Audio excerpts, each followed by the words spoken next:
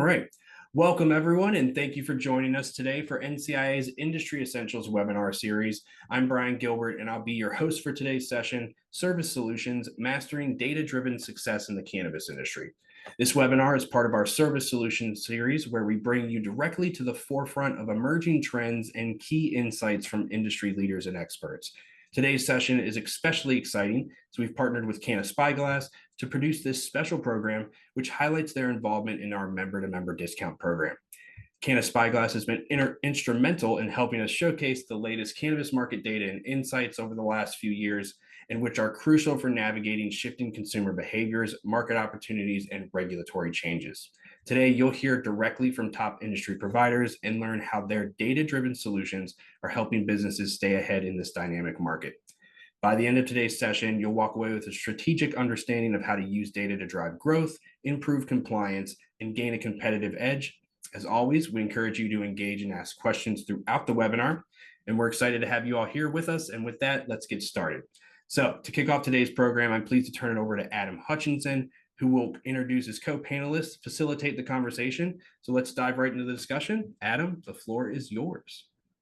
Wonderful. Thank you, Brian. Thank you and your team at NCIA for helping organize and host this session. While I'm kicking off, this entire session is co-hosted by John, Vibb, and myself. But again, Adam Hutchinson from CannASpyglass, and just quick oversight from looking at the quick polls. Happy to see a great cross section of different B2B, B2C type of lens into the industry within our audience today. So while that's great, because we can look at these topics from a lot of different angles, definitely ask you to be interactive. And for some reason, if we're not touching that ancillary business lens and an emerging market, highlight if for some reason we talked a lot from an operator perspective. So again, appreciate everybody here today, and hand it off to John. Thanks, Adam, and thanks, Brian, for putting this together and having us here. My name is John Manlove. I'm one of the co-founders of Apex Trading, the CEO. If you're unfamiliar with us, we're a business-to-business wholesale platform. So we currently operate in 20 different state markets, facilitating almost $100 million worth of wholesale transactions a month. We really focus on the moment a brand or a wholesale producer has a product ready for sale, giving them all the tools, both inventory, operational management, order fulfillment, as well as sales and marketing tools to efficiently and effectively go out, take that product to market to buyers, and be able to transact compliantly through our platform with retailers within their states. So excited for the conversation. And then I guess, and Vibb, if you want to jump in.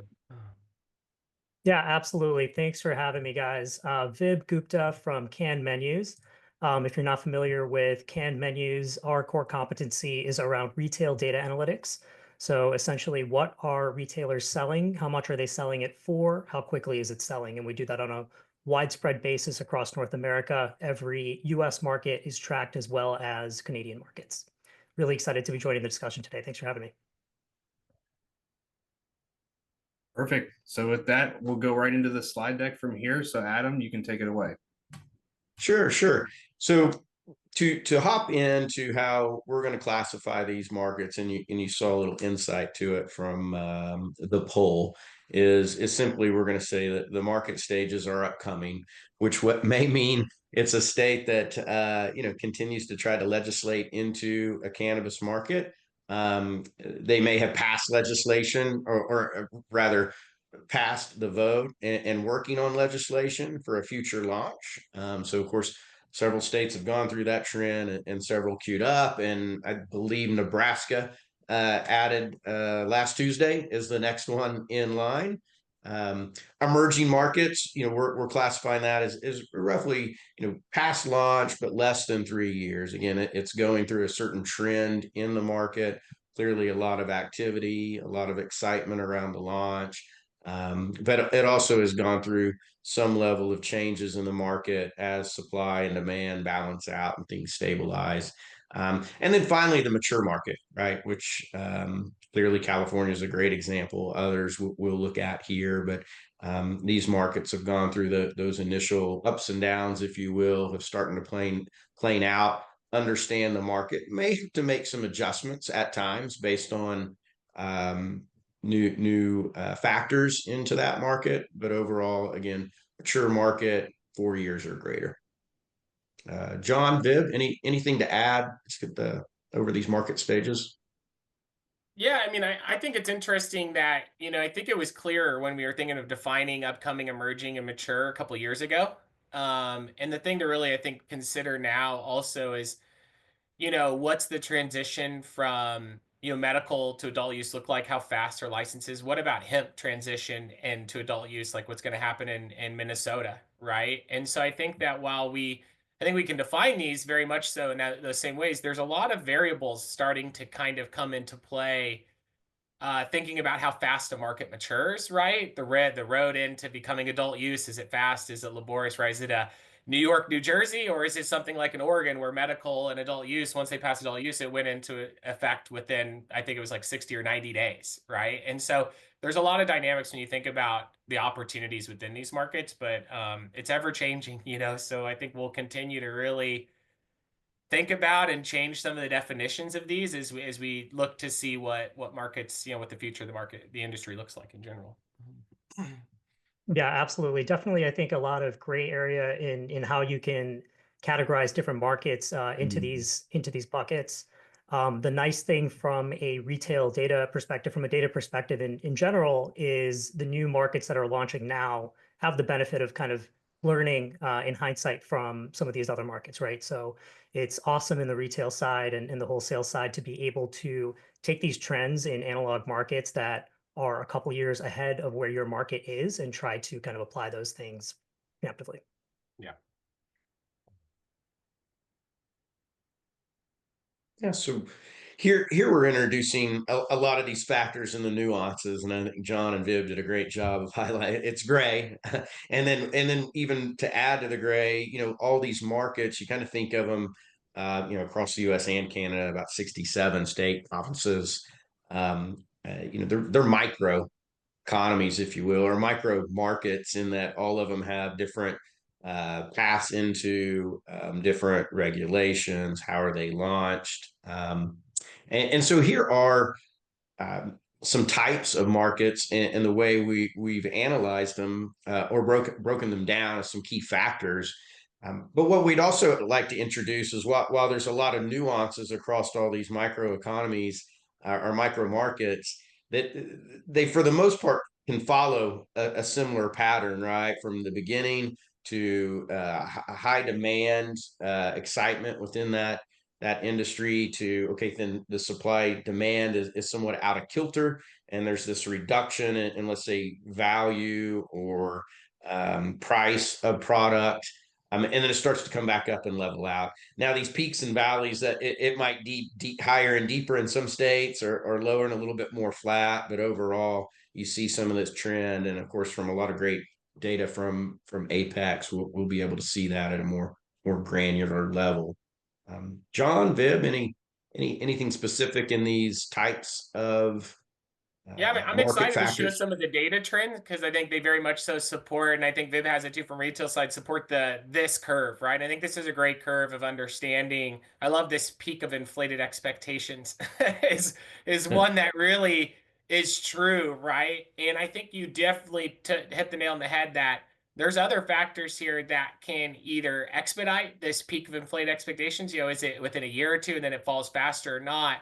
And I think there's definitely a lot of it's dependent on the state, their ability to issue licenses. What's the requirements before issuing? Are they doing conditional, or are they, and what's the requirement of the operator to get that license, to get to, to be able to start to scale and produce? And so I think a lot of sometimes the total license count and that peak of inflated expectations is really dependent upon the state's ability to issue licenses and the structure with which they're limiting or making a market open, right? For sure. And I think the other thing you touched here is the move of multi-state operators, right? There's certain markets where multi-state operators are already there, right? In New Jersey or whatever. And so they're already scaling in production, and it's going to happen a little faster compared to a state like New York, right? Where the MSOs are about to come in. And you can imagine that when the MSOs come into New York, right, and they start competing, it's going to be a completely different ballgame than what it is today. And that the supply demand dynamics and some of the pricing will really start to be adjusted quickly. And so I do think that The state for sure is one you have to keep a really close eye on as far as like how fast or how slow is this curve going to start to occur. And then you have to think about the types of licenses and the canopies that are coming into it around that, right? But in general, I think you're exactly right. This is the trend we've seen. I mean, I've been in the market, around for 12 years now. It's the exact trend we've seen in every single state to date, other than those that don't go adult use and they keep a very limited license structure. Yeah, definitely want to echo that and kind of go back to how it's so great to have this data from other states in terms of how things have played out, right? I think we can all intuitively kind of imagine that as the number of plants harvested increases, certain things will happen in the market. As the number of retail doors increase, certain things will happen, and prices will be affected. But with all of the data that we have now, I'm really excited to be able to kind of model out the future with a little bit more accuracy, since we have these kind of data points that we can refer back to from seeing how things have actually played out. Yeah.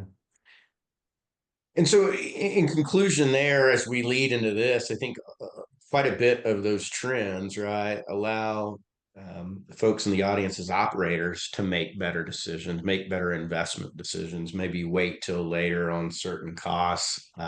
Also, as ancillary business or vendors, it may allow you to choose to enter a market at a certain time, depending on the products and services you offer. So, again, we'll speak in the terms of data and trends. Don't hesitate to jump in, because we see them by way of our clients, right? We see them by way of our partners. All of this information allows them to make better business decisions. And of course, we'll hit as many examples as we can. As it relates to upcoming markets, I think about this a lot in terms of what CannaSpyglass does, being that B2B entrant. And so as John referred to, it's like these markets are even hemp operators that become cannabis operators. Then you think about smoke shops that may ultimately become retail dispensaries. But a good portion of CannaSpyglass clients, they're wanting to get in contact with these future potential and of course active business owners in these markets, and by doing so in these upcoming markets, who are the hemp operators in Kentucky today, right? Because we want to talk to them about coming future. Are they going to become future cannabis operators? Will they need our services? Who are maybe applying for or submitting for LLCs in certain states because the application process hasn't yet started, although legalization has been approved. And there's some ways that you can mine Secretary of State information to find out these are people with a 90% chance that they're going to go apply for a cannabis license. So in upcoming markets, I think we're challenged every day in trying to identify who those people are, almost to the point of, can you tell me who they are before they even realize that's what they're going to be? That's always the challenge. And then of course, in later stages that may attract other folks. But these upcoming markets are very critical depending on what you do in cannabis and where you want to position your business and when. Yeah. Yeah, just kind of speaking to that graph that was on the slide there, you can see kind of something that we noticed recently. Delaware is a very small market, so obviously, something that affects a few operators will have a huge relative impact on the market itself. But you can see around the time where adult use legislative efforts or licensing started to ramp up in Delaware, you'll see a pretty sharp decline in the average price per gram, looking at just non-infused flower and non-infused pre-roll. So even, I think that the point is you have to be ready for some hard and fast, really quick changes to the market when things go adult use to medical in many different respects. And obviously pricing is something we're going to talk about a lot. So wanted to highlight that. Yeah. Anything additional there, John? No. I mean, I think I think we'll touch on a lot as we kind of get more into the data points here. Right. For sure. But I think other upcoming market considerations. I mean, clearly, a lot of business owners get excited as cannabis is going to be approved in their state, right? But also sometimes the legalization of cannabis allows outside resident license holders in other states, right? And then, knowing that there might be another state of more interest to you than maybe your home state. Of course, doing business in your backyard makes a lot of sense for a number of reasons. But some of the states may start with a social equity program that may be advantage or not of advantage to you. Other states may or may not. Some states may start with limited or unlimited license.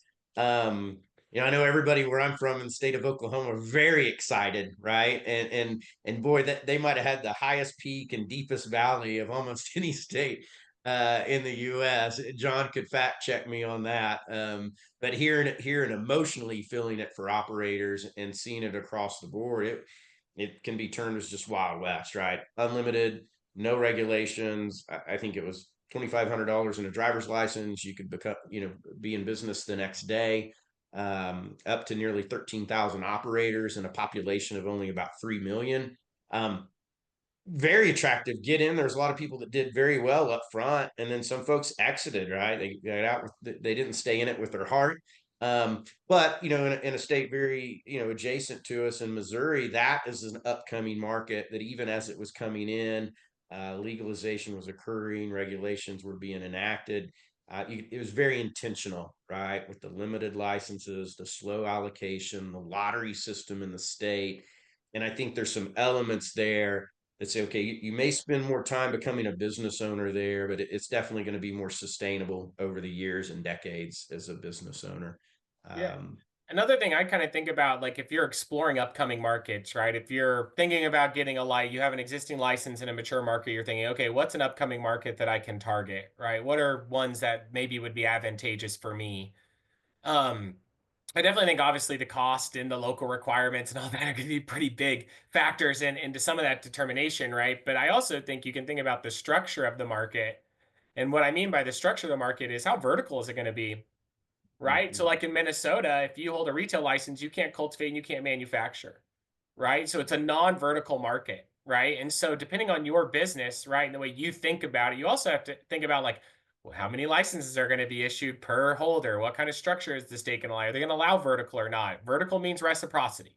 Right. Let's not lie. Right. The more vertical the market is, the more MSOs there are, the more reciprocal they are across each other. And if you don't hold a retail license and you're a brand, it's gonna be a hell of a lot harder for you sometimes in the market, right? It's just the fact of what happens. So the other things you just really have to think about are the characteristics within the market, right? And what it might start to look like as it starts to mature, right? I think anyone who can get into any market really early and be one of the first license holders is going to have a couple of years of really good success, right? I mean, in general, I think as long as you run a good business and you know what you're doing, for the most part, and you surround yourself with really good people, they're talented, right? You're gonna do great because the market's gonna be in your favor, especially on a production side or a retail side where you can charge a lot, right? Because it's new, it's exciting. It's the other side, right? It's those next years that come. So I think upcoming are exciting, they're great to get into. You just have to account for, I think, all these factors that you alluded to, as well as kind of what's the makeup gonna look like in the market in the future, as well.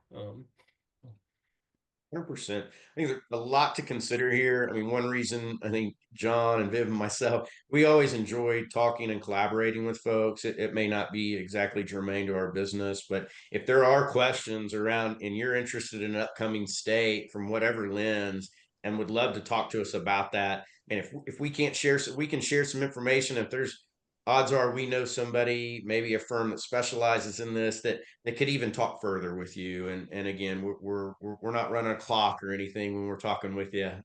We love to collaborate, share what we know, because we've seen a lot of highly successful operators, ancillary business, cannabis associations, all the above.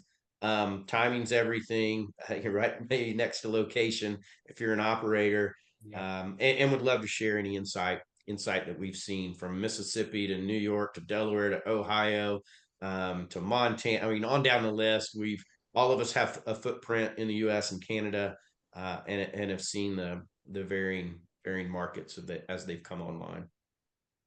One of the things, Adam and John, that kind of comes to mind specifically when looking at a market like Ohio and Mass and New Jersey fit into this as well. Now, the lack of geographical dead zones in the country, like there were in the earlier days, right? So Ohio really comes to mind, shares a border with Michigan, and with states that share a border as they're coming online with other states that are more established. I think that's something to 100% look at with the data. One of the things that is great about our platform is that you can do very hyper local type of analyses. So that's something we certainly recommend, especially for people on border states, because that's going to 100% affect your business either negatively or positively. In Illinois, the Missouri launch really sunk the revenues of a lot of those Illinois border states, and there's other cases where it might be flipped. So That's good. Yeah, it's a great one. We looked at a study with an operator a couple of years ago when Mississippi was in. If you expanded the Mississippi border by less than 10 miles, the population went up by 30%, right? So you think about those border dispensaries, and again, that's a great point, Bib. Great point. Understanding that. Yeah. All right. Emerging markets. Again, these markets are launched. They're growing. They're producing. They're selling. Great examples of those: New Jersey, Ohio, Massachusetts. They could be in their early stages, or they could be in their roaring stages, if you will. All of these different markets in their own regards. But highly interesting as a business owner, or a ancillary business working in these states and other emerging markets. Yeah. John, you want to hop in here? Yeah, I think this was you, right? Is this your graph on the data here on Ohio? Yeah. Yeah, absolutely. Some early data on Ohio, just looking at the past 4 or 5 months here, leading up to and just after the launch of recreational sales in Ohio, which happened basically around August. So you can see, leading up to adult use launch, prices in the medical market were starting to creep up. So a little bit of a opposite, trend that we saw in a market like Delaware. I think Ohio is definitely a very specific type of medical market with such a large kind of established market there.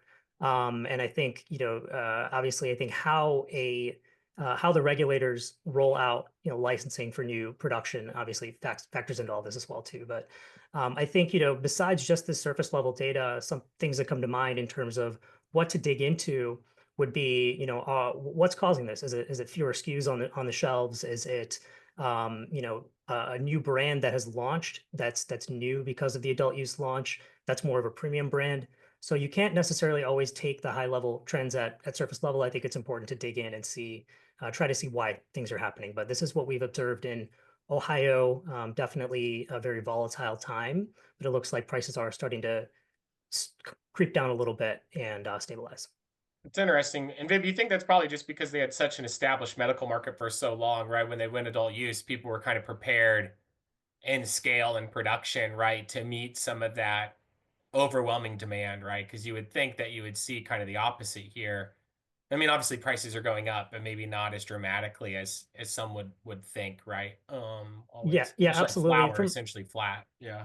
100%. And I think from what I understand about the Ohio rollout, they did prioritize kind of making sure increased cultivation licenses were in place before really letting retail open, right? Smart. So I think some of that plays into it, and that's kind of why I mentioned the regulatory kind of framework around the rollout is so important in how you kind of consider this data and how you react to these trends. Yeah, I mean, Viv, I know you added some stuff here too. We're kind of looking at, again, some emerging markets: Missouri, New Jersey, maybe Montana. Vermont and Maine aren't necessarily like emerging in the sense that like they had medical for a long time, but they are newer adult use kind of markets, right? For the most part, especially Vermont. I think the thing that we've really continued to see is that they're probably today at peak pricing, right? When you think about New Jersey and you think about Missouri, they're at peak price, right? Especially if we're just thinking about wholesale price per pound. And I think, what we're starting to see, like Montana hasn't been around that long, right? But it was a super vertical market. So every retailer had a little grow in the back of their shop, right? And it's starting to change a little bit. And so pricing was lower compared to the other side because there's just a lot of in-house production going on, a lot of excess wholesale in that market compared to demand. When you think about New Jersey, it's at 2,100 a pound, but about a year ago, it was over 3,000 a pound, almost 4,000 a pound, right? And so we really look at New Jersey is going to follow a lot of the same path that Massachusetts, which we'll look here in a little bit. Missouri probably will as well. I think though Missouri has the benefit of just the borders around it, right, and helping keep demand high relative to like Vermont, Maine, where there's a lot of competition, right? There's medical and there's caregivers and there's all this other stuff going on in that market. And so yeah, I mean, I think that they'll like a lot of these will start to look very similar to a few markets we're going to talk about a little bit. But Viv, is there anything you want to add here on the retail side? Yeah, not too much more to add. It's interesting to look at where, different markets are right now. You can see there's kind of a big differential between the retail and wholesale price per gram right now in Jersey and Vermont, but those are two markets where the prices are falling pretty rapidly. Those other three markets, things are more or less kind of stable. But yeah, definitely would expect the retail margins to continue to kind of decrease in New Jersey and Vermont, Yeah. along with the hype cycle we would expect. And excited to talk more about that. Yeah. Yeah. Cool.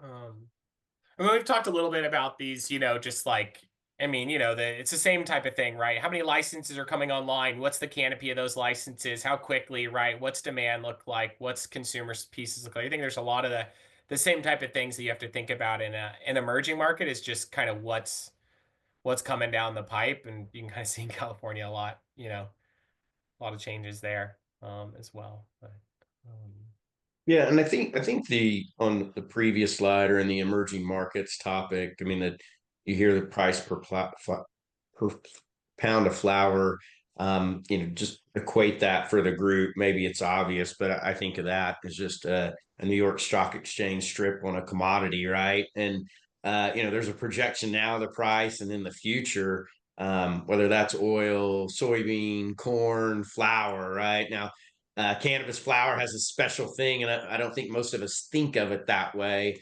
But the reality is that's the factor it plays in the market, right? So if oil goes up or down, sorry, I'm in Oklahoma, so I have to reference that one. Uh, been around the dinner table since I was a kid. But if you're selling compression equipment or leasing land or whatever it might be, or that as the price of oils go down, then those businesses go down, right? I go to the lake here in Oklahoma, and when the price of oil has been $80 for a while, right? All these big boats that belong on an ocean, right, are showing up on the lake. But then the price of oil goes down, and all those boats start disappearing, right? So the not only the businesses themselves, top line revenue and profits are driven by that price. Also, the ancillary businesses and the ecosystem around them. How much are they spending on security or nutrients or new lighting and maintenance on it and so forth, that then to even what the business owner's spending in their personal life, right? And I think is John and Viv and I talked about this a bit even before, is what's nice about this hype cycle, besides cool words and a graph, is it's almost a predictor for every operator or ancillary businesses in this space of what price is going to be in the future, right? Which basically means time and time again in every one of these micro economies, it's save your money. Don't go buy that beautiful cannabis green Porsche right away. Save your money for your taxes. Try to limit your costs. Maybe outsource some of your labor so you have a knob on it. We've seen some multi-state operators go from one state to two state, but they bring in all these W-2 folks and they don't have a knob on that, right? And so, it's just like running a business in oil or farming or agriculture or financial or any industry, managing those levers of the business. And what's unique here is you almost have a predictor of the future because of all of these other states that have done it ahead of you. Yeah, let's look at some of those graphs here. And I know we've got some really good stuff. I think this is where the bulk of our data is. So yeah, maybe the next one too. We'll start looking at some of these states. Yeah. And so, we grabbed a few different markets from the Apex wholesale side. We really looked at trying to grab like a really, older legacy market, very mature market like a Colorado. And then we'll show a couple other markets too. And I think the thing that you can consistently see here, right, is pricing, right? Your wholesale and your retail pricing program continuing to really fall. What we tend to see is about every year you're going to see a 10 to about 12% price drop in wholesale, right? And this is at flower, which is the furthest away from the demand signals. This is the biggest impacted when it comes to price decreases. Flower is the furthest from the demand signal, tends to overproduce the most because, again, you can't necessarily forecast true demand as well. And you got plants, you got to keep the facility going. And so this is what we've seen, right? In 10 years, right, in Colorado, right, you've seen a price fall by almost 60-75%, right? And there's a lot of businesses struggling in Colorado specifically for this. The one thing to mention here is we all experienced a nice COVID bump in 2020, right? Every market experienced a COVID bump. And then essentially when they've reached this kind of year 8, year 9, year 10, you start to see it level. So you don't really see pricing fall as much because a lot of people have left the market. Canopies are getting a lot tighter because you're understanding like we're losing a lot of money. And you start to see things level out and you understand more of what consumer demand is truly going to be on a production level, projecting out. And so then Colorado essentially has reached a floor in the market. Not a good floor, right? It's not a healthy floor, I don't think, for a lot of operators, but they are definitely at a floor. Viv, I don't know if you want to add anything on the retail side as well. Yeah, just I know the wholesale trend here is much longer than the retail trend that we have plotted out, but it's interesting to kind of see how the wholesale seems to be much more volatile. Retail, it seems like a pretty steady trend in normalizing. And so obviously it's who gets affected the most, it's operators with their margins. So, obviously as these things happen, I think it's important to be reactive and start to just think about focus on your margins, look at higher margin products and just operating with more nuance than just I need product on my shelf. And if I have it on my shelf, it'll sell. So. Yeah. Go to the next one there. I think I got a few here. Yeah. I mean, here's another example, right? Oregon had that nice COVID recovery and it started to rebound ever so slightly, but Oregon again is really, really low. I mean, even lower prices than Colorado, right? But consistently seeing that same type of drop. Now, we're not even talking about seasonal drop either, because if you look at Oregon, like starting right now, you're going to see a big drop because of outdoor harvest, right? And the greenhouse harvest coming down. And so there's obviously seasonal pricing that you have to account for just within the natural evolution of the market, depending if it has outdoor greenhouse, like heavy outdoor greenhouse utilization, that you'll just see seasonally. But in general, again, this is a market that passed AU in 2017. Same exact type of trend. Now it's recovered a little bit, right? And babe, you kind of follow the same trend with retail. I know being in Oregon, right? We enjoy having some of the cheapest wholesale or retail prices in the country with what I would say are some of the best quality products, because it's been around for so long. So from a consumer side, it's a pretty great place to consume cannabis. Maybe from a cultivation and manufacturing side isn't necessarily the healthiest place to be there. Yeah, I think that's a great high level graph illustrating the price compression in Oregon and how painful it must be for operators right now with wholesale prices, not decreasing as quickly as retail. Yeah, and Massachusetts is the new one that I think everyone's starting to see, right? Because you have all these East Coast markets starting to come online. Massachusetts continues to have year-over-year increases in retail overall sales, right? But when we think about pricing relative to that, it's gone down. And I know the wholesale market has really, really felt it. It's pretty stable there. You can see 2020, 2021, the first couple of years of the market, it was stable because people weren't scaled up yet, right? Production was still pretty, demand was still exceeding production, and it happened overnight. And I think there are a few factors specific that I know in Massachusetts as to why. A lot of the MSOs, they were all adding, 250, 300,000 square foot of canopy at the same time in 2020. And so you had all these operators that are existing adding all this canopy because they had a lot of demand. The prices were good. And they were like, hey, let's just add canopy. Let's all academy. They've all pretty much pulled back their canopy by now, right? And so I think first is you had that wave. And then, we had a lot of small operators who, again, had success and they're over investing in capacity, right? Adding more square foot, adding more rooms, as everyone was doing it at the same time. And then the market started to fall. And what's happened is the state continues to issue new licenses for cultivation, right? It's not like they put a moratorium on them. And so you just continue to see more operators coming on, production exceed demand overall relative to pricing. And this is what has created, at least from a wholesale side, almost a 75% drop in 4 years, which is on flower, which is insane drop. Like that's a really significant drop. You can imagine if you didn't model this into your business, you're in a world of hurt right now, depending on where you are. Yeah, one of the other kind of related data points, not present on this slide, but that we looked up from the Massachusetts government data website is the cultivation data in terms of the plants harvested. And that increases by, almost 2.5x over this period. Yeah. So, it's great input data to be able to, I think, again, model out some of these other markets. The thing is, the state has no reason, if they're, depending on the way they're going to issue licenses, they have no reason to restrict licenses.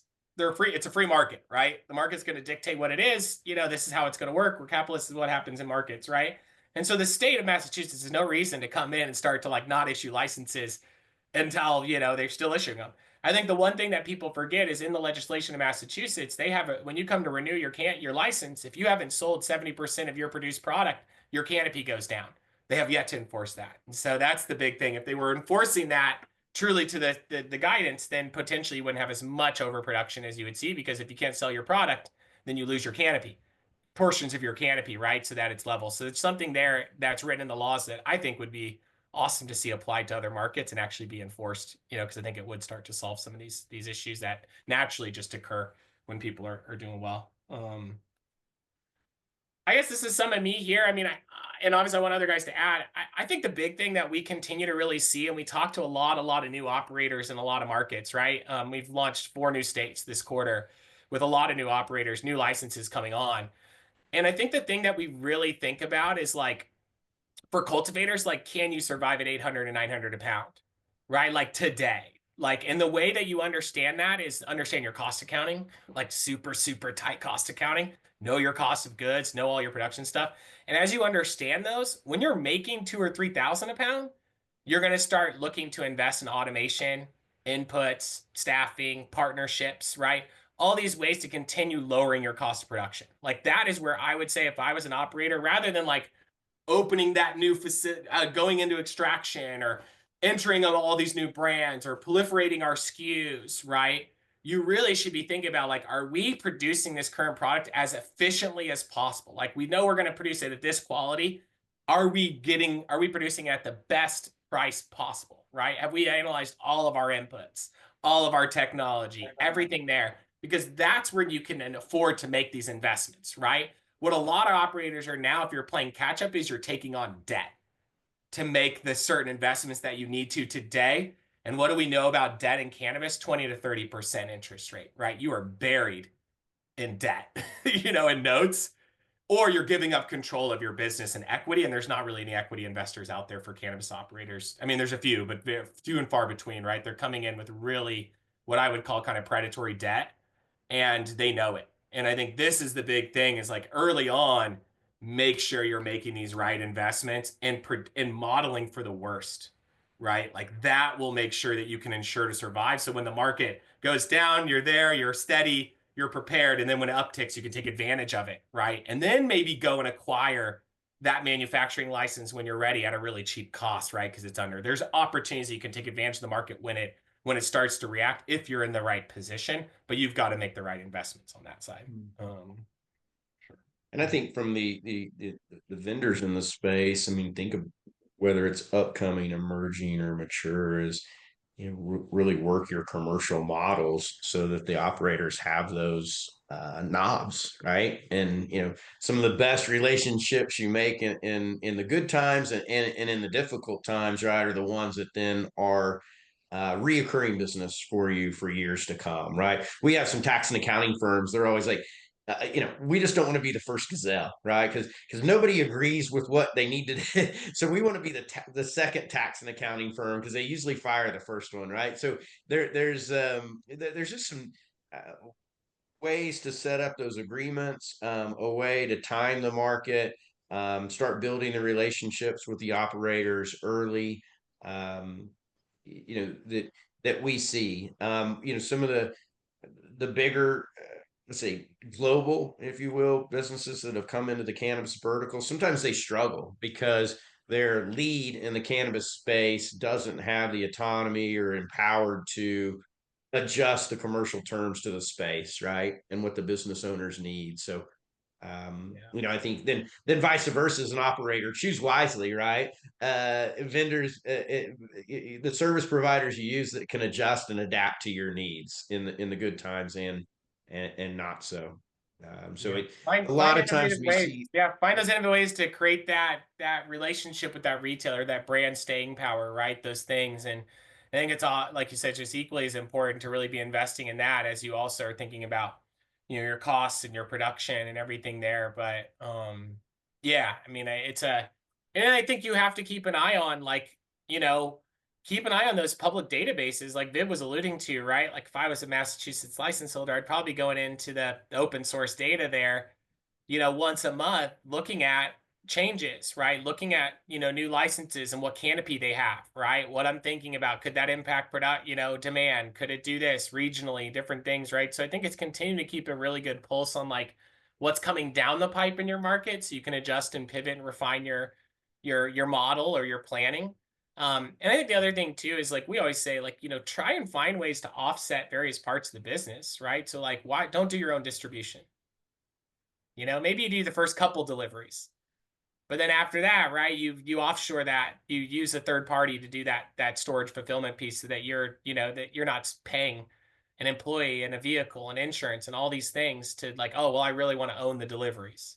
Well, yeah, but can you remain profitable? Can you have a good margin on that, right? Or that. So I think it's just continue to think about, the partnerships, the ways that you can co-pack, co-label, co-manufacture, offset the cost wherever you can to really validate the value of that new product line before over investing in the equipment or the capacity yourself, right? There's a lot of ways that you can think about growing your business in an emerging or mature market without necessarily having to take on all the risk yourself as the operator, right? Because there are people just like you on the other side, a manufacturer, an edible person, or whatever, looking for new ways to grow their business, and you can collectively come together and co-invest in it and the ability to scale a certain product line or a certain new SKU line that you didn't have before. So I think there's just ways that you can think about that. Yeah, one of the things that's been cool to see on the data side is the ability to kind of identify opportunities in the data before they're widespread known in your market. And one of the things that comes to mind, Massachusetts in particular, as there was this margin compression going on, you could kind of see in the data that Massachusetts was a little bit lagging behind in the distribution of pre-roll sales that fell under infused pre-rolls, right?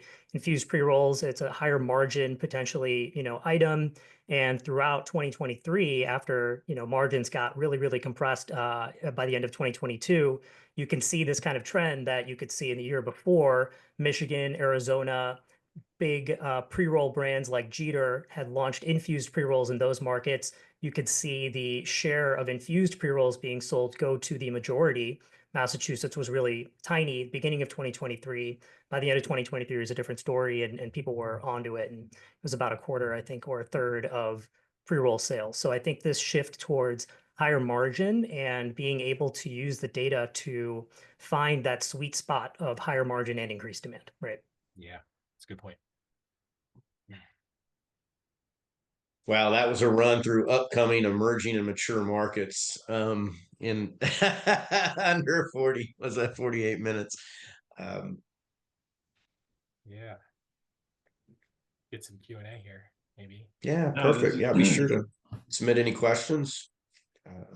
Yeah, this is great. I think we're going to have Emily from the CannaSpyglass team join the conversation actually and moderate some questions from the Q&A board. So thank you first off, before we dive into that, to Herman for the questions in line with the conversation. So I know we've got some fodder there, but to everybody else in the audience, I see you participating with the process through upvoting. So don't hesitate to post any questions into the chat room or onto the Q&A board, and we'll drive those into the conversation as well.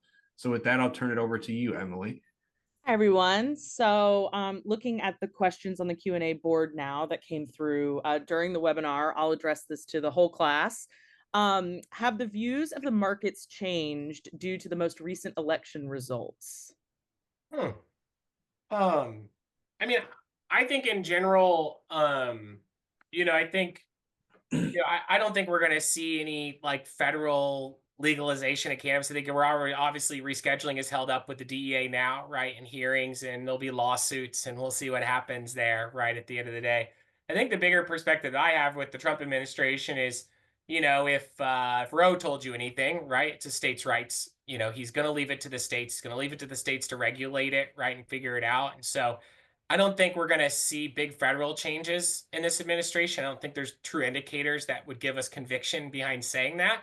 I think the one things we do see that he's come out to say, right, is again, stop throwing people in jail for this, for cannabis, right? Specifically, people have been, attacked on the war on drugs, anyone of color, right? But on the other side was banking. I think we will see some changes in banking. I think we're going to see some adjustments there. And I'm hopeful. We've been hopeful for 14 years now that since I've been in the space that we'd see some change in banking. It hasn't necessarily happened.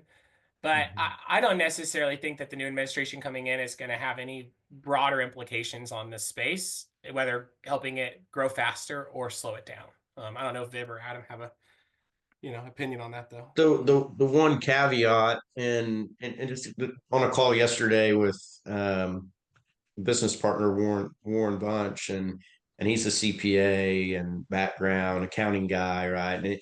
And in his belief, and I didn't unpack it on the call, but he believes the potential adjustment and elimination of 280E may continue to proceed under the new administration, which could be a 20% plus uplift for a lot of operators on the bottom line in terms of, right, the items that they can deduct, which then can have a ripple effect through the ecosystem in terms of upside, a good thing. So that would be one interesting to watch, because again, relieving tax burden, and that would be a great one to see that theme carry on into cannabis. Oh, it would be monumental in the bottom lines of every cannabis operator, right? If they can start to, write off normal cost of goods sold, right? Or R&D, different things. It's all R&D, right? So it's like there's a lot of ways that I think there's benefits that today, obviously, they don't have, for sure. Yeah, I think the idea that we might have to wait 4 more years plus for any meaningful federal reform is really tough to think about, and I kind of feel like things will happen more quickly. I think regardless of the administration, things have kind of come to a head. Seems like both sides have agreed on this one thing where there's been a lot of disagreement on other issues, of course. But yeah, I think it's important to remember cannabis isn't legal because we elected certain people and then sat back and watched them legalize it. The people really had to advocate for it. And I think the people need to get back out there again and make their voice heard. Great point. NCIA. Very good. Well done, Viv. Brought it home there. Full circle. Excellent. So our next question is, what role does the illicit market play in the various markets? Boy, Big one. huge role. I mean, a huge role. I mean, I would say that there's a lot of markets. You can just look at what's happening in New York, right? With the illicit market, which were like the trap shops, right? They're all around there competing. Now, if you don't think the city of New York or the state could shut all those shops down overnight, you're crazy, because they could. They have like 3 million cops in New York City, right? So if they wanted to, they could shut it down. They just don't, right? Because it's a economy game, right? It's what it is in the state, and they're going to slow play it as they get licenses on. They'll shut them down, right? But they want to make sure they're making money off the trap shops too. So I think that the illicit market has a huge role to play. I think the one thing that we can continue to be positive about with the illegal market is the safety of the product, right? So the more that people become familiar with how safe this product is, the testing, all these various things. Now, testing aside, that's a whole nother topic. You could talk hours about that one, right? But I think in general, as the consumer becomes more and more aware of the form and factors of these products, the safety of them, the new delivery devices, the new ways to consume, right, and the threat that buying illicit product can have on you health-wise, I think you'll continue to see that it can combat it as long as pricing can be competitive, right? That's the big thing too. Is like in a market where pricing competitive, I think there's less of that. But I think the illicit market's always going to be there. Will always be there. Whether that's cannabis, like, just illicit market cannabis, right? Or intoxicating hemp derivatives, right? Which is this whole gray area that is directly competing with cannabis, as well. And so I think you're going to see both of those continue to have a big impact on the license holders' bottom lines at the end of the day. And I think we've continued to really see that in a lot of markets. I think it'll be continue to flush out, like you said, for the benefit of the tax revenue. But even here in Oklahoma, we didn't have an illicit market overall. But because we had so many licenses, it could hide in plain sight. They've moved in over the last 4 to 5 years. Very awful stories on the news here. I'm sure some of you guys have heard about them nationally.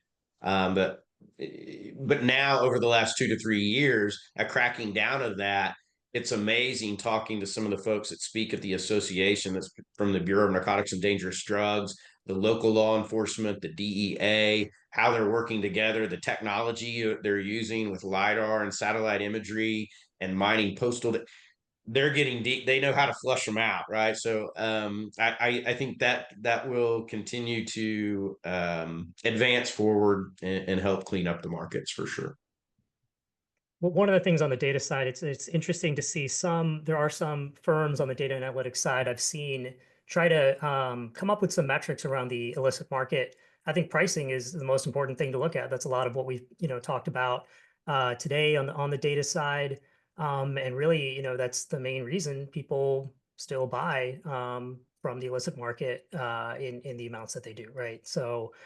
Without taxes and without the inflated prices compared to the illicit market, I think if retailers can somehow get to that point, maybe that's impossible. It'll always be kind of race to the bottom and chasing it, but that's something that's interesting to look at.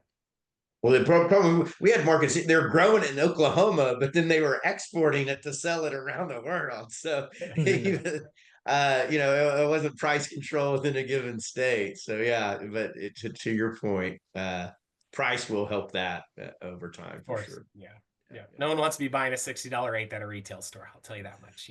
Like that's the same you were buying weed when you were in high school for good weed. So it's like, what the hell's happening? So I think it's a change there that you like you said, Viv, you're exactly right. It's like, and I think most of that illicit market, right? A lot of it's flower. It's those kind of consumers, right? It's like maybe there's edibles and vapes, but yeah, I wouldn't really be trusting the vapes necessarily on that side of the market very well for sure. Excellent. We've got another question, which is, how do you anticipate cannabis banking evolving with the increasingly evolving state markets and rescheduling on the horizon? Yeah, I think I'll jump in here quickly. I think we spoke a little bit to this in the discussion about the new administration. But yeah, I kind of feel like we know that rescheduling is already in the discussion, but in terms of banking change, I feel like it's inevitable. It needs to happen. And I feel like the certain operators that are leading the charge and kind of taking a stand in how they prepare and file and amend their taxes seems like that's going to certainly inform what's going to happen in terms of setting precedent moving forward. So again, it's not always about, I think, sitting back and waiting for change, but it's seeing what people will do and how the governments will react to that, how the IRS will react to it, and precedents being set. I think the states are more and more motivated, right? They're more and more motivated to have their own things. Like, hey, let's get the state chartered banks. Let's do it. I think they are very much so wanting. They know that this, inherently, if you don't have safe access to banking, it creates a lot of inherent risk within the market to employees, to safety, to, in general, a collection of revenue, right? All these types of things, right? I mean, the state at the end of the day, they want to get paid, right? They want to get paid their taxes. And so if they can ensure that, the way you do that is have a bank account, be able to transfer money, have good bookkeeping, et cetera, right? So I think all these things, the states are very motivated, right, as well, to see that. I think as people says it becomes more normalized, the stigma goes away, and as banks get more comfortable, and as maybe certain providers get more eager to come into this space, then you'll start to see, I think, more and more movement. But it'll take still a concerted effort, you know. Yeah, I think gravity wins, right? They're going to want their money, whether it's the central banks, whether it's the lenders, whether it's the credit card swipes. So gravity wins eventually, and I think just even the talk of rescheduling has destigmatized and folks leaning in. I mean, I always heard historically that the Indian tribes are here in Oklahoma highly relevant. Do not get into cannabis because the federal government, it's illegal, and the federal government recognizes their sovereignty, right? So they didn't really want to cross that boundary. But at the same time, this week I see Metric come out with a tribal packet, an Indian tribe, or a group that represents multiple Indian tribes in Southern California has gotten onto that platform, right? So where there was a line before, now that line has gotten grayer and folks are stepping over, and I don't see why that wouldn't apply to other areas from including financial. Awesome.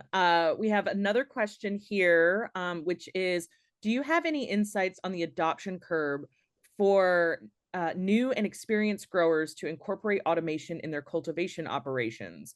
What do you think are the drivers for a seasoned grower to switch over to an automated system and ditch their old system?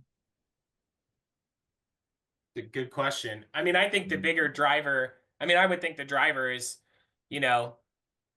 that cost piece, right? What's our margin? Is our margin starting to are we starting to see that deprecation of our margin, right? Which then comes down to like, how can we create automation, right, within this thing, whether that's drip irrigation, right? I know hand watering is crucial and really, really vital to a lot of growers, right? As far as the way that they want to create a phenomenal product, right? With a lot of care and love, right? And the attention that plant deserves. But at some times you will have to make specific sacrifices, right? For the bottom line. I'm not saying that's a necessary quality, but it might be that ability where you're thinking. So I would say that for a grower coming in that's new into a specific market, I think it's the moment with which you start to feel like you have some stabilization within your facility, right? When you feel like, okay, I've got environmental controls ready, I've got genetics pretty dialed, I have the core aspects of my business in a place, I'm producing great quality product, right? I have good demand, I'm seeing pricing. Okay, now what are little things I can start to do to make these investments, right? I think, so that's where I would generally look at it, is again, when you can afford to, number one, but also when the market is starting to show indicators that you need to, right? Or you do the opposite, which is let's become more scarce, right? That's another thing we didn't necessarily talk about, which, like, you don't have to go and chase the extra 50 units that you think are out there for demand. You can remain scarce. You can remain the way you are. That keeps, again, your costs really tight. You don't have as much production. You're not overproducing. You're not then discounting. You can remain, if you want to take that approach, be scarce, right? Create scarcity. And then there it affords you to maybe not necessarily have to like overhaul the way that you're growing or the automation if you don't want to, right? If you're like, no, this is how I do it, but this is the model I'm going to stay with, right? The thing is, you're like, no, we're going to scale, we're going to add more canopy. Well, then you better start thinking about automation, right? Because if not, you're going to throw a lot of labor at it, and labor is really expensive, right? Really expensive in the long run. Yeah, great. Well said. Well said, for sure. Yeah. And we have one more, last but certainly not least. How do I set up a time to keep the conversation going or get a demo of the data you have? I think we've got a slide there, right? Well, back to Brian. Yeah. Perfect. Yeah, we've got the contact info up here. So yeah, I guess as to close out the program, and first off, thank you all to all the audience members for the great participation in the Q&A segment. But to close out the program, yeah, why don't we just go through the panel, and why don't you all just leave us with a quick final thought, and the best way to follow up with you to either carry on the conversation, like you mentioned, Adam, throughout the program, or to learn more about your all specific products and services after the program. So why don't we, I'll just throw it over to you, John, first, and then we'll go Vib and then maybe Adam. Sure. I mean, I would think, as an operator, just know you're not alone, right? There's a lot of people around you, both your peers, the people on this panel, right? Other people that we know as well, right? That are really advocates for the plant and your success, right? We're not necessarily asking for dollars in return to share a data point or something, right? We want you to be successful, right? And then if your success aligns with one of our services, hey, great, right? But I think the big thing is just continue to, be a sponge. It's what I always say, right? In the space is like, be a sponge. I've been in now almost, 12 years and I learn every day. I'm seeking to learn, right? And grow my business and learn from our clients. So I think just doing the same is super important, on that side. And again, if you feel like, hey, there's value from this, and we one of us can be an outlet for that, like don't hesitate. And you got my info there. If you're interested in seeing what we do, there's the ability to book a demo as well, so you can see the platform and what we're providing for wholesale operators. But yeah, I mean, I think it's like don't feel like you're alone, and then also don't feel like you need to go and hire consultants all the time that charge you a bunch of money, right? There's a lot of experts, quote unquote, real experts in this space who are operating and been doing this for a long time, and we're open books for the most part. That really, again, really want to see you be successful. If there's anything we can do as a new operator coming on to share data or anything, hell yeah, we're going to share it with you. We're not going to hold it back. So. Yeah, thanks for reinforcing that. Yeah, being a sponge is it's such a vital element to all of this. It's one of the reasons that we host these free educational and interactive webinars. So thank you for reinforcing that. Viv, you've been an amazing sort of analytical element to the conversation in particular. Any key takeaways that you wanted to leave with the audience members, as well as how to follow up and reach you after the program? Yeah, absolutely. And thanks again for having me. Really enjoyed this discussion. Definitely want to echo what John said. Please feel free to reach out. One of my favorite things about working in this industry is it's not a bunch of people that are miserable and just showing up 9 to 5 to, check a box. We all love cannabis. We all love what we're doing. We're building something together. So please do reach out. CannMenus.com is our website. VIB at CannMenus.com is my email, and would love to talk more. Perfect. Yeah. And last but certainly not least, Adam, you and Emily have been very instrumental in helping us develop this content and produce this really great partnership over the last few months and promote it to our members. So why don't you close us out with a final thought and best takeaway from the conversation for the audience members today? I don't know if I have that one, Brian, but yeah, I would reinforce, John and Viv hit it. This is awesome industry, huge, great people, collaboration, and so as we went out and started our business 4 years ago, when we went out to trade, we didn't know quite what to expect, but going out to the CannaCons and the Lucky Leafs and the NECANs, and don't mean to leave anybody out, but all the trade shows, met a ton of people on the road, and what was overwhelming is people love to collaborate and talk about their experiences, what they're go learn from that, right? Would be, which is exactly what John said. And I think challenge those folks. We at CannaSpyglass, we're built on data as a service, which means high customer success. So you can our customer service, you can go out and talk to, go to our website, subscribe. Man, we want the phone call. What are you interested in? Are you interested in the total addressable market of the cultivators from 10,000 to 30,000 square feet in Missouri? And what's interesting? Let's go. We love questions we haven't answered before. And I know John and Viv, that's why we spend a lot of, they're like-minded folks, and would love that challenge and collaborate. Of course, you can see the contact information here. But I think as the takeaway from all of this is, and it's such an exciting industry, very much in its infancy stages compared to other industries. It has a lot of legs. There is a lot of global dynamics, from these micro markets to unionization to all kinds of interests. But what I think is it's high interest, and you're starting to see global firms move into this, which is also makes it more, even more interesting and fruitful long term. I think the takeaway is be eyes wide open, right? Understand what you're getting into. It's sometimes it's not just about growing the best, the best weed, because that's what you've done for a while, and build it and they will come doesn't always work.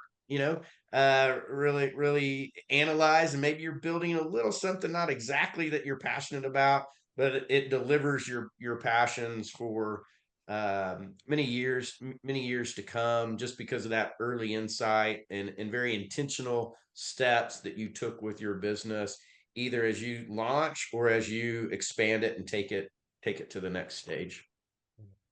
Wow, that's fantastic. I think being intentional is a great key takeaway from today's conversation.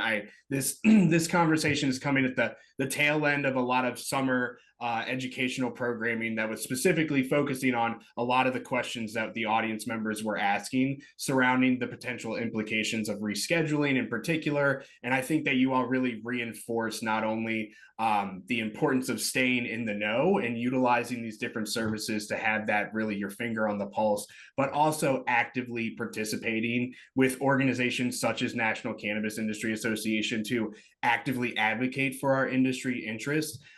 There are actually a number of programs and activities that I typically would have some slides, but I didn't have those completed right before the broadcast to promote that with. But just a few takeaways from NCIA's perspective for the audience members as well. We will be picking up the 6th episode of a series of educational webinars focusing on the rescheduling implications actually next week. So if you did want to specifically get the latest news about how rescheduling could specifically impact tax relief, hemp industry in particular, as well as opening access to banking down the line with the new administration. Lots of new updates since we've been able to present a proper government relations focused program.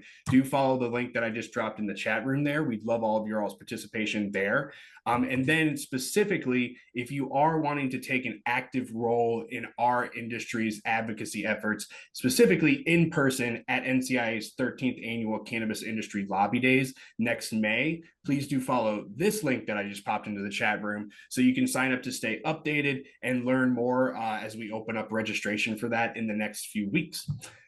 And then definitely wanted to close out the program by also reinforcing, as I mentioned at the top of the hour, that this session in particular was produced underneath of our service solution series, specifically to highlight the member-to-member discount program that we have reinvigorated over the last year. CannaSpyglass was one of our premier providers that really helped us kick off that program. They're taking another step further, and for all of you all that stayed here throughout the webinar, as well as might be watching this recording online, there is an additional offer that we're going to be building into the member-to-member discount campaign that you can see outlined here. Stay on the lookout to your inbox. We'll send over a slide deck with a PDF version of today's presentation slides as well, following up on this. And we'd love all of your all's active participation, not only joining the association, but taking advantage of all of these amazing discounts provided by our thought leaders and service providers across NCIA's membership network. All right. Well, thank you all for joining us today for this insightful session of NCIA Service Solutions, Mastering Data-Driven Success in the Cannabis Industry. We hope all of our audience members found the discussion valuable and that you're now equipped with actionable strategies to leverage data for growth, compliance, and staying competitive in these dynamic markets. A big thank you to our partners over at CannaSpyglass once again for helping us bring this program to life and for their continued support of our member-to-member discount program. As we've mentioned, if you're interested in exploring more about how to take advantage of the resources shared today, we encourage you to reach out to us or visit our website for additional information on membership and upcoming events. And if you're still sticking around and wanted to further give us some additional insights that can factor into future conversations, don't hesitate to give us a few submissions to these outro poll as you leave the room. So thank you all once again. Stay tuned for more from our Service Solutions series. Thank you for being a part of today's webinar. I think the panelists are going to head off the virtual stage, but we'll stick around in the chat room and answer any additional questions you might have for the next few minutes. Thank you all, and we'll see you next time. Appreciate it. Thank you so much.